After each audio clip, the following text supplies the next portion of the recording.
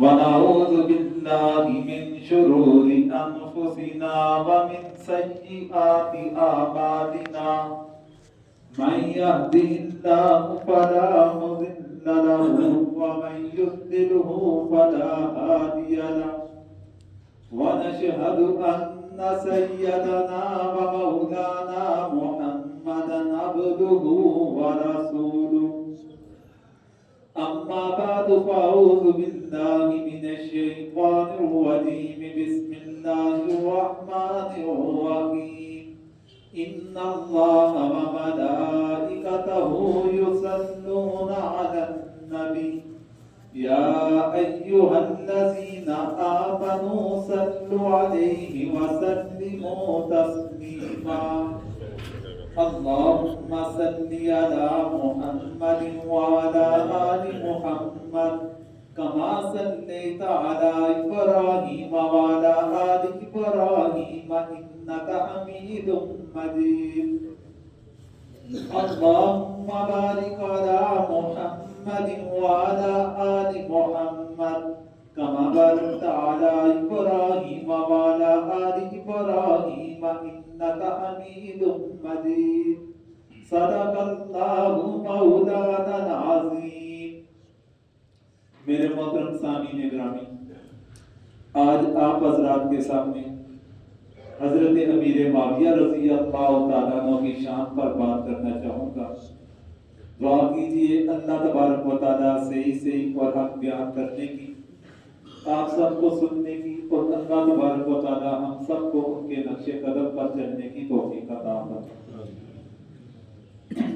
محترم سامعین گرامی، آج 19 رجب ہے اور 22 رجب حضرت امیر معاویہ رضی اللہ تعالیٰ عنہ کا یوم وفات بنتا ہے. تو اسی مناسبت کے ساتھ انہی کی شان پر بات کرنا چاہوں گا. حضرت امیر معاویہ رضی اللہ تعالیٰ عنہ نبی کریم علیہ السلام کے جلیل القدر صحابہ کرام میں سے ایک صحابی. اللہ تبارک و تعالیٰ نے بھی انہیں ایک بلند مقام عطا فرمایا. اللہ تبارک و تعالیٰ نے قرآن مجید میں مجموعی لحاظ سے صحابہ کرام کی صفات کا ذکر فرمایا، اور اللہ تبارک و تعالیٰ نے ان کے ساتھ اپنی رضا کا اعلان فرمایا کہ اللہ تبارک و تعالیٰ تمام صحابہ کرام کے ساتھ راضی ہیں اور وہ بھی اللہ تبارک و تعالیٰ کے ساتھ راضی ہیں. پھر اللہ تبارک و تعالیٰ نے قرآن مجید میں انہیں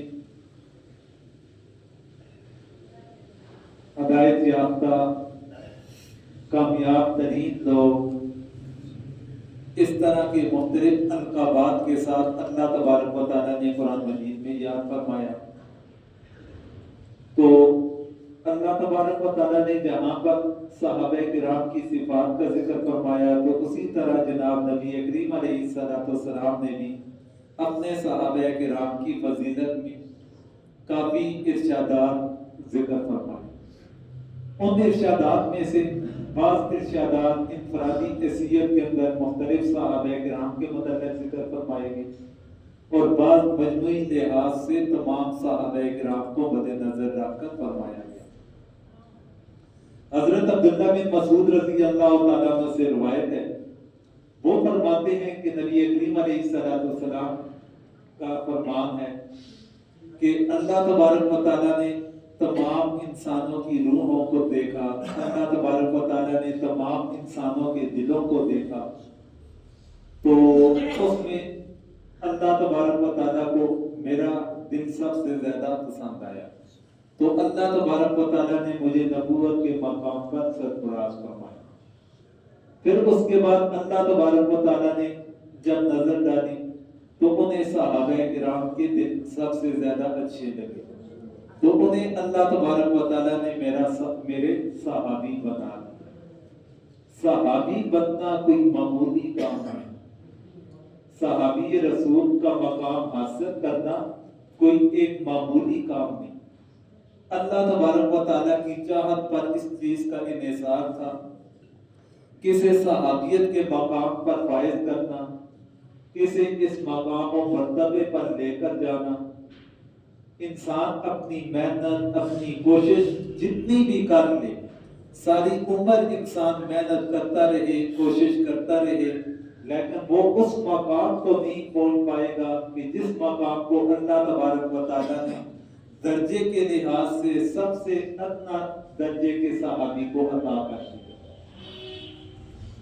اس پر امت مسلمہ کا اتفاق ہے کہ اس دنیا کے اندر جتنے بھی ابدال آئے، جتنے اولیاء آئے، جتنے بڑے بڑے پیر آئے، جتنے بڑے بڑے بزرگ آئے، محدثین کرام آئے، مفسرین کرام آئے، علماء کرام آئے، مفتیان عظام آئے، وہ سارے کے سارے مل کر بھی جس صحابی کا سب سے ادنا درجہ ہے، تو اس صحابی کے پاؤں کو لگنے والی گرد کو بھی وہ سارے مل کر نہیں پہنچ سکتے، کہ اللہ تبارک و تعالیٰ کی یہ چنی ہوئی ایک جماعت ہے، ایک مخصوص جماعت ہے، جیسے اللہ تبارک و تعالیٰ نے چن لیا، مخصوص فرما لیا۔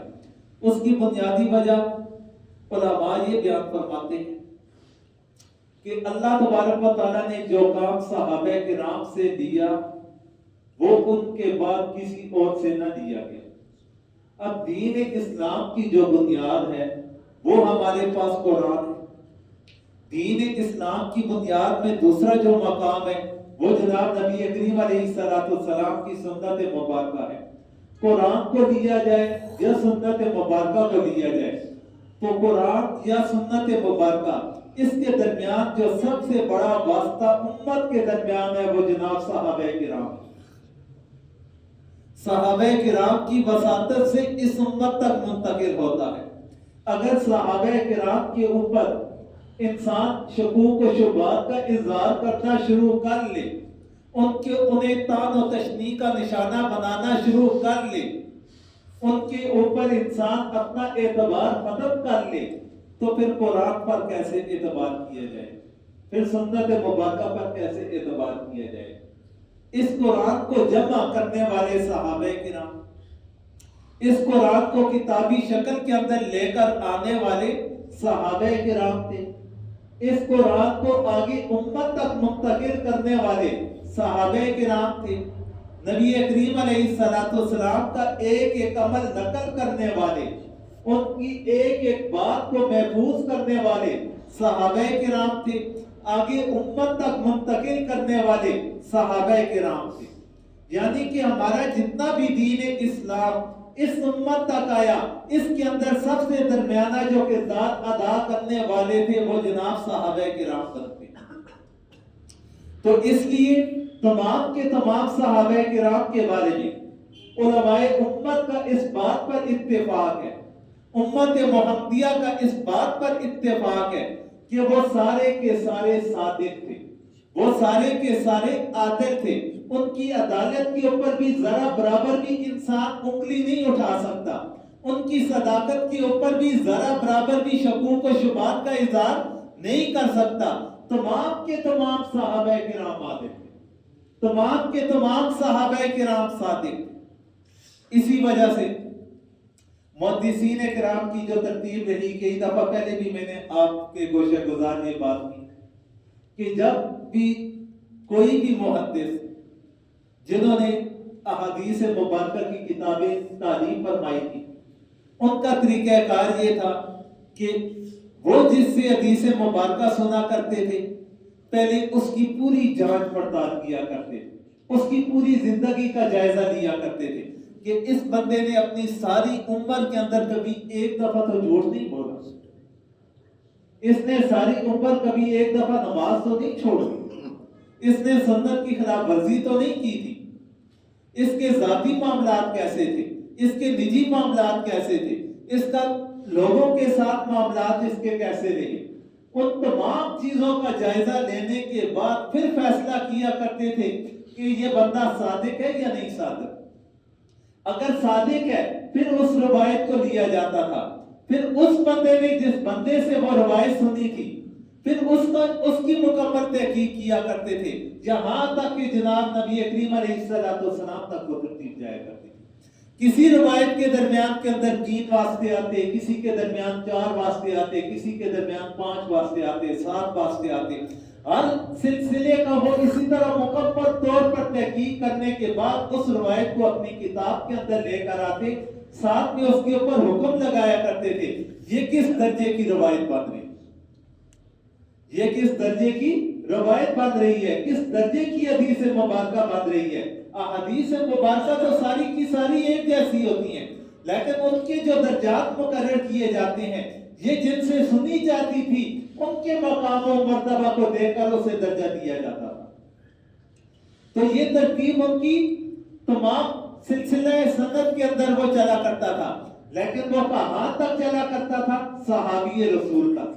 صحابی رسول یا جناب نبی کریم علیہ السلام کی تحقیق نہ کیا کرتے تھے، ان کے بعد جو راوی ہوا کرتے تھے ان کی تحقیق ہوا کرتی تھی۔ جس بندے نے صحابی سے سنا تھا اسے تابعی کہا جاتا ہے، تو تابعی سے شروع ہوا، تابعی کی تحقیق شروع ہو جاتی اور محدث اپنے آپ تک وہ تحقیق رکھا کرتے تھے، کیونکہ صحابہ کرام کے بارے میں ان تمام محدثین کرام کا یہ نظریہ تھا۔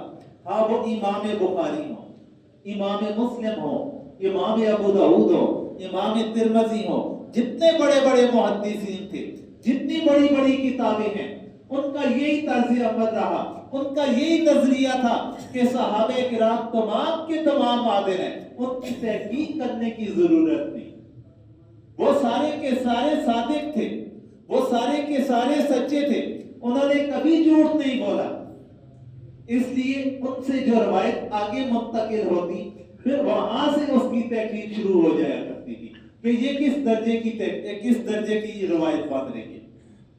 تو محترم سامعین کرام، صحابہ کرام ایک مضبوط کڑی ہے امت مسلمہ کا اور جناب نبی کریم علیہ السلام کے درمیان کا واسطہ۔ تو اس لیے صحابہ کرام کے بارے میں، تمام کے تمام صحابہ کرام کے بارے میں ہر مسلمان کی یہ سوچ ہونی چاہیے، ہر مسلمان کا یہ عقیدہ ہونا چاہیے کہ تمام کے تمام صحابہ کرام صادق تھے، عادل تھے، سچے تھے، ایماندار تھے۔ پہلی بات تو یہ آگئی۔ اب حضرت امیر معاویہ رضی اللہ تعالیٰ رضی اللہ تعالیٰ کو اللہ تبارک و تعالیٰ نے بھی ایک بلند مقام عطا فرمایا۔ نبی کریم علیہ السلام نے ان کے فضائل و مناقب پر کئی دفعہ گفتگو بھی فرمائی۔ ایک دفعہ تو انہیں دعا دی کہ اے معاویہ، اللہ تجھے ہدایت یافتہ بنائے اور آگے ہدایت منتقل کرنے والا بنائے، کہ لوگوں کے اندر ہدایت پھیلانے والا بنائے۔ نبی کریم علیہ السلام کی دعا۔ پھر اسی طرح ایک مرتبہ نبی کریم علیہ السلام نے فرمایا کہ اللہ تبارک و تعالیٰ آپ کو حکمران بنائے گا تو انصاف کرنا۔ حکمران بننے کی پیشن گوئی نبی کریم علیہ السلام نے اپنی زندگی مبارک کے اندر فرما دی۔ حضرت امیر معاویہ رضی اللہ تعالیٰ عنہ فرمایا کرتے تھے جب میں نے نبی کریم علیہ السلام سے یہ بات سنی، اس کے بعد میں اس انتظار کے اندر تھا کہ نبی کریم علیہ السلام کی یہ بات کب پوری ہو۔ حضرت امیر معاویہ رضی اللہ تعالیٰ عنہ جناب نبی کریم علیہ السلام کی بعثت سے 5 سال پہلے پیدا ہوئے تھے۔ جب نبی کریم علیہ السلام کی عمر 35 سال تھی، اس وقت حضرت امیر معاویہ رضی اللہ تعالیٰ عنہ پیدا ہوئے، اور اللہ تبارک و تعالیٰ نے ایک انہیں بڑی خوبی سے نوازا۔ اللہ تبارک و تعالیٰ نے انہیں ایک بڑی خاص خوبی سے یہ نوازا کہ سیرت کی کتب کے اندر یہ روایت بھی ملتی ہے کہ حضرت امیر معاویہ رضی اللہ تعالیٰ عنہ نے جب اسلام قبول کیا تھا، وہ غالباً بعض روایات کے اندر آتا ہے صلح حدیبیہ کا موقع سن 6 ہجری، بعض روایات کے مطابق سن 7 ہجری عمرہ قضاء کے موقع پر انہوں نے اسلام قبول کیا تھا۔ بعض روایات کے اندر 6 ہجری کا آتا ہے، بعض روایات کے اندر 7 ہجری کا آتا ہے، اور ان کا اظہار اسلام ایک تو تھا قبول اسلام کے اسلام کو قبول کر لینا، اور دوسرا اعلانیہ طور پر اسلام کا پرچار کرنا، وہ فتح مکہ کے موقع پر سن 8 ہجری کے مطابق یہ روایات نہیں تھی۔ اب سن 6 ہجری ہی اگر انسان لگا لے ان کا قبول اسلام، تو سن 6 ہجری تک مسلمانوں کی اور مشرکین مکہ کے درمیان جو بڑی جنگیں ہوئی تھی، غزوہ بدر تھا، غزوہ احد رہا، غزوہ خندق تھا، یہ 3 بڑی جنگیں مسلمانوں کی مشرکین مکہ کے مقابلے کے اندر تھیں، اور ان تینوں غزوات کے اندر اللہ تبارک و تعالیٰ نے مسلمانوں کو کامیابی بھی عطا فرمائی۔ حضرت امیر معاویہ رضی اللہ تعالیٰ عنہ کے جو والد تھے حضرت ابو سفیان رضی اللہ تعالیٰ عنہ، جنہوں نے فتح مکہ کے موقع پر اسلام قبول کر لیا، حضرت ابو سفیان رضی اللہ تعالیٰ عنہ مشرکین مکہ کی طرف سے یہ جو 3 بڑی جنگیں تھیں، غزوہ بدر ہو، غزوہ احد ہو یا غزوہ خندق ہو، ان 3 جنگوں کے اندر جو مین لیڈرشپ تھی، مرکزی کردار ادا کرنے والا بندہ تھا، وہ حضرت امیر معاویہ رضی اللہ تعالیٰ عنہ کا والد حضرت ابو سفیان تھا۔ غزوہ احد کے اندر انہی کی زیر قیادت پورے لشکر کی قیادت ان کے ہاتھ میں تھی۔ غزوہ خندق کے اندر تمام جتنے بھی قبائل تھے، ان تمام قبائل کی جو لیڈرشپ تھی وہ حضرت ابو سفیان کے ہاتھ میں تھی۔ اس کے باوجود حضرت امیر معاویہ رضی اللہ تعالیٰ عنہ کسی ایک بھی جنگ میں مسلمانوں کے خلاف نہیں لڑے۔ حضرت امیر معاویہ رضی اللہ تعالیٰ عنہ نے اس وقت تک اسلام قبول نہ کر رکھا تھا، اسلام انہوں نے قبول نہیں کیا ہوا تھا، اس کے باوجود بھی کسی ایک جنگ میں بھی کافروں کی طرف سے مسلمانوں کے مقابلے میں شریک نہیں ہوئے۔ یہ کوئی بھی روایت نہیں ملتی کہ انہوں نے کسی جنگ کے اندر مسلمانوں کا مقابلہ کیا ہو۔ جبکہ عمر کے لحاظ سے دیکھا جائے، جب غزوہ بدر ہوا تو اس وقت حضرت امیر معاویہ رضی اللہ تعالیٰ عنہ کی عمر 20 سال تھی، اور 15 سال سے لے کر 25 سال کے درمیان کی جو عمر ہوتی ہے اس زمانے میں ایک انتہائی دلیر قسم کا انسان اس زمانے میں ہوا کرتا تھا، اور پرجوش ہوا کرتا تھا کہ میں جنگ کے اندر شریک ہوں گا، میں جنگ کروں گا۔ اور حضرت امیر معاویہ رضی اللہ تعالیٰ عنہ اس جوانی کی عمر کے اندر تھے، اس کے باوجود بھی کسی جنگ میں مسلمانوں کے خلاف نہیں لڑے۔ یہ ان کی سیرت کا ایک بہترین واقعہ ہمیں نظر آتا ہے کہ مسلمانوں کے مقابلے کے اندر اسلام کے خلاف کسی جنگ کا وہ حصہ نہ بنے۔ لیکن جب اسلام کو قبول کر لیا فتح مکہ کے موقع پر اعلانیہ طور پر، اس کے بعد سب سے پہلے غزوہ حنین ہوتا ہے، اور اس کے اندر حضرت امیر معاویہ رضی اللہ تعالیٰ عنہ شرکت فرماتے ہیں۔ اس غزوے میں حضرت امیر معاویہ رضی اللہ تعالیٰ عنہ شریک ہوتے ہیں، لیکن اس سے پہلے جتنے بھی جنگیں ہوئی مسلمانوں کے خلاف مشرکین مکہ والوں کی طرف سے، انہوں نے جنگ میں حصہ نہ لیا۔ حضرت امیر معاویہ رضی اللہ تعالیٰ عنہ پہلی بحری جنگ کے سربراہ بھی بنتے ہیں۔ بحری جنگ کا آغاز کرنے والے حضرت امیر معاویہ رضی اللہ تعالیٰ عنہ، بحری جنگ کا آغاز کرنے والے حضرت امیر معاویہ رضی اللہ تعالیٰ عنہ، ان کے اوپر بڑے بڑے صحابہ کرام بھی اعتماد فرمایا کرتے تھے۔ نبی کریم علیہ السلام کا اعتماد تو کاتب وحی بنانا تھا۔ کاتب وحی کہا جاتا ہے کہ ایسا بندہ جسے نبی کریم علیہ السلام وحی کے لکھنے کے اوپر مامور فرمایا کرتے تھے۔ قرآن جب نازل ہوتا، کچھ صحابہ کرام کی ایک جماعت تھی جن کی ذمہ داری ہوتی تھی، جناب نبی کریم علیہ السلام فرمایا کرتے تھے اللہ تعالیٰ نے اس وحی کو اتارا ہے، یہ آیات کریمہ اتاری، آپ ان آیات کریمہ کو لکھ لیں اور فلاں صورت میں فلاں جگہ پر فلاں آیات سے پہلے اور فلاں آیات کے بعد اسے رکھ لیا۔ یہ کاتبین وحی کی ذمہ داری ہوا۔ ان کے ساتھ ساتھ پھر جب جناب نبی کریم علیہ السلام کسی بادشاہ کی طرف خط لکھا کرتے تھے، وہ کاتب وحی کی ذمہ داری ہوا کرتی تھی وہ خط کا لکھنا۔ اگر خط آیا کرتا تھا، کاتب وحی کی ذمہ داری ہوتی وہ پڑھ کر جناب نبی کریم علیہ السلام کو سنایا کرتے تھے۔ یہ کاتبین وحی کی ذمہ داریاں تھیں۔ حضرت پھر نبی کریم علیہ السلام ہر کسی عام و خاص کو تو کاتب بھی نہیں بنا سکتے. جو جناب نبی کریم علیہ السلام کے انتہائی اعتبار والے افراد تھے انہیں ہی نبی کریم علیہ السلام نے کاتب بھی بنایا. اور ان میں جناب حضرت امیر معاویہ رضی اللہ تعالیٰ عنہ بھی شامل تھے. ان افراد میں حضرت امیر معاویہ رضی اللہ تعالیٰ عنہ شامل تھے جو کاتبین بھی نبی کریم علیہ السلام نے بنا رکھے تھے. حضرت امیر معاویہ رضی اللہ تعالیٰ عنہ کے بڑے بھائی کا نام حضرت یزید بن ابی سفیان رضی اللہ تعالیٰ عنہ. یزید بن ابی سفیان رضی اللہ تعالیٰ عنہ.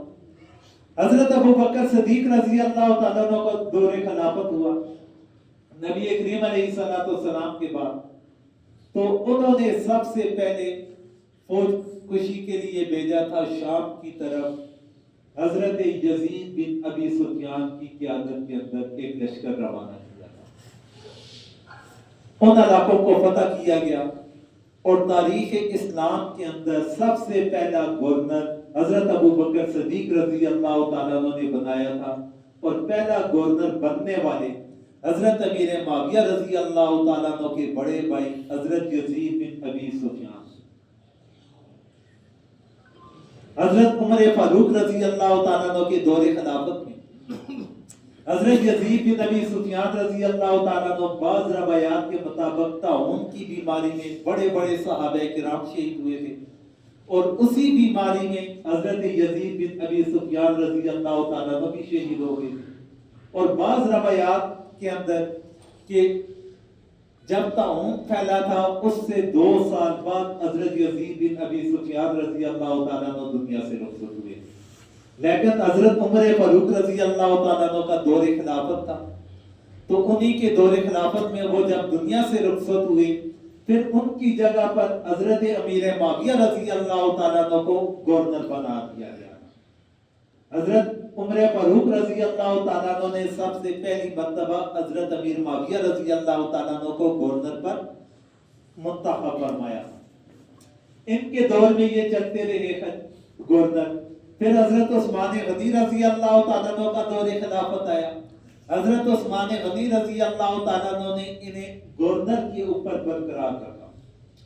ساری عمر ان کی جتنی بھی خلافت رہی 10-12 سال حضرت امیر معاویہ رضی اللہ تعالیٰ عنہ شام کے گورنر رہے. ان کے بعد حضرت علی رضی اللہ تعالیٰ عنہ کا دور خلافت آیا. ان کے دور خلافت کے اندر بھی یہ اسی طرح حکمرانی کے اوپر ہی فائز رہے. اور حضرت علی رضی اللہ تعالیٰ عنہ کی شہادت کے بعد 6 مہینے حضرت حسن رضی اللہ تعالیٰ عنہ کا دور گزرا. اور ان کے بعد حضرت حسن رضی اللہ تعالیٰ عنہ نے حضرت امیر معاویہ رضی اللہ تعالیٰ عنہ کے ساتھ معاہدہ کر کے ساری کی ساری خلافت ان کے حوالے فرما دی. پھر حضرت امیر معاویہ رضی اللہ تعالیٰ عنہ مکمل طور پر 20 سال تک خلیفہ وقت رہے. اپنے دور میں خلافت کے منصب کے اوپر 20 سال تک فائز رہے. اور 60 ہجری میں 22 رجب کو حضرت امیر معاویہ رضی اللہ تعالیٰ عنہ اس دنیا سے رخصت ہوتے ہیں. تو یہ سلسلہ تھا حضرت امیر معاویہ رضی اللہ تعالیٰ عنہ کے دور خلافت کا. جس طرح حضرت عمر فاروق رضی اللہ تعالیٰ عنہ کا دور خلافت ایک بڑی شہرت رکھتا ہے کہ بڑے بڑے علاقوں کو فتح کیا گیا تھا. اور حضرت عمر فاروق رضی اللہ تعالیٰ عنہ کا جو دور خلافت رہا وہ 22 لاکھ مربع میل کے رقبے پر مشتمل تھا. جبکہ حضرت امیر معاویہ رضی اللہ تعالیٰ عنہ نے اتنے علاقوں کو فتح فرمایا, افریقہ کے, یورپ کے اور ایشیا کے, اور ان کا جو دور خلافت رہا وہ 44 لاکھ مربع میل تک مشتمل ہو. کہاں حضرت عمر کے دور میں 22 لاکھ مربع میل اور ان کے دور میں 44 لاکھ مربع میل تک پہنچ چکا تھا. اسلام کا پرچم لے رہا تھا کہ اللہ تبارک و تعالیٰ نے اتنی بڑی مملکت کے اوپر انہیں خلافت کے منصب کے اوپر فائز فرمایا تھا. حضرت امیر معاویہ رضی اللہ تعالیٰ عنہ ہوں, باقی صحابہ کرام ہوں, تمام کے تمام صحابہ کرام ہمارے لیے قابل احترام, تمام کے تمام صحابہ کرام ہمارے لیے قابل اقتدار. ان کی اقتداء کرنا, ان کی پیروی کرنا, ان کے نقش قدم پر چلنے کی کوشش کرنا, یہ ہر مسلمان کے ایمان کا حصہ ہونا چاہیے، اور خواہش بھی ہونی چاہیے کہ تمام کے تمام صحابہ کرام کے بارے میں یہ نظریہ ہو، صادق تھے، سچے تھے، ایمانت دار تھے، ہدایت یافتہ تھے، اور ان کے نقش قدم پر چلنے کی اللہ تعالیٰ سے انسان کو دعا بھی کرتے رہنا چاہیے۔ دعا کریں اللہ تبارک و تعالیٰ ہم سب کو سمجھنے کی توفیق عطا فرمائے۔ یا اللہ ہم سب کو تمام صحابہ کرام کا احترام کرنے کی توفیق عطا فرمائے۔ یا اللہ ان کے نقش قدم پر چلنے کی توفیق عطا فرمائے۔ یا اللہ جتنے بھی مسلمان بیمار ہیں سب کو صحت کاملہ عطا فرمائے۔ یا اللہ تمام صاحب ایمان جو دنیا سے رخصت ہوئے ان سب کی مغفرت فرمائے۔ وصلی اللہ تعالی علی خیر خلق محمد وعلی آلہ واصحابہ اجمعین برحمتک یا رب۔